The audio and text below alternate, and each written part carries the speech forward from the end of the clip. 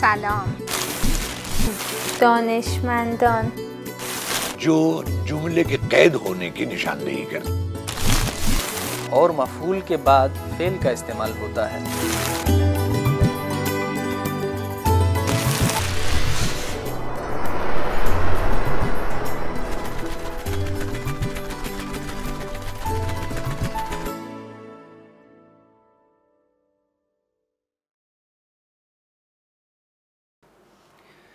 मैं मेहदी बाक़िर हूँ और एक बार फिर आपकी खिदमत में फ़ारसी ज़बान के आमोज़िश के दर्स के साथ हाज़िर हूँ। हमारा पहले दर्स का ये तीसरा हिस्सा है और जिन क्लासेस को हमने अपने कुछ साथियों के साथ मिलकर तहैया किया है और आपसे कुछ दरख्वास्त है कि इसे तवज्जो के साथ समाअत फरमाएँ। मैंने पिछले दर्स में अर्ज़ किया था कि फ़ारसी ज़बान के हरूफ को जब एक हर्फ़ को दूसरे हर्फ़ से मिला के हम लिखते हैं तो उसमें एक हर्फ़ का अपना जो शेप है वो बिल्कुल हाफ से भी कम रह जाता है और दूसरा हर्फ़ अपने पूरे वजूद के साथ वहाँ होता है। ये इसकी नविश्तारी शक्ल है। और जब हम इसको दो हर्फ़ के बजाय तीन हर्फ़ के साथ भी जोड़ के लिखना चाहें तो जैसा कि मैंने पहले अर्ज़ किया था कि फ़ारसी हरूफ में दाएँ और बाएँ दोनों तरफ से एक दूसरे हर्फ़ से जुड़ जाने की सलाहियत पाई जाती है। ने व ने निन, ये व ये ई, ने व ये नी, ये व ने येन, ने व मे नम, ये व थ येत, ये व स यस, ये व मे इम। वो हर्फ़ एक दूसरे हर्फ़ से जब जुड़ जाता है तो उसकी पूरी एक लफ्ज़ की शक्ल अख्तियार कर लेता है, जिसको फ़ारसी ज़बान में लफ्ज़ को आम तौर पर कलमे या वाजे के नाम से याद किया जाता है।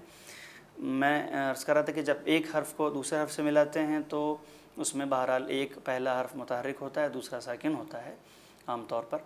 मगर ये कि जब हम तीन हर्फ़ के एक लफ्ज़ को बनाते हैं तो उसमें भी हम ये देखते हैं कि उसमें दो हर्फ़ जो है वो अपने पूरी असली शक्ल के साथ उसमें नहीं पाया जाता, बल्कि उसका एक छोटा सा हिस्सा अपने ज़रूरी अज्ज़ा के साथ यानी अपने नुक़्तों वगैरह के साथ वहाँ पाया जाता है। फिर तीसरा हर्फ़ जो होता है वो अपनी कामिल शक्ल के साथ वहाँ मौजूद रहता है, जिसके लिए मैं मिसाल के तौर पे आपकी खिदमत में अर्ज़ कर सकता हूँ कि मसलन अगर हम सीन और मीम और ते तीनों हरूफ को मिला के अगर हम लिखते हैं सीन प्लस मीम प्लस ते, तो उसमें सीन और मीम का जो वजूद है, जिसकी शक्ल है वो बहुत मुख्तसर रहती है, मगर ते अपने पूरे वजूद के साथ वहाँ लिखा जाता है। और जब इनको मिला देते हैं तो फिर एक लफ्ज़ बनता है जिसे हम समत भी कह सकते हैं और सिमत भी कह सकते हैं। ये मैंने इसलिए अर्ज़ कर दिया कि ये फ़ारसी ज़बान में दोनों अल्फाज हैं और दोनों अल्फाज के अपने अलग अलग माना हैं।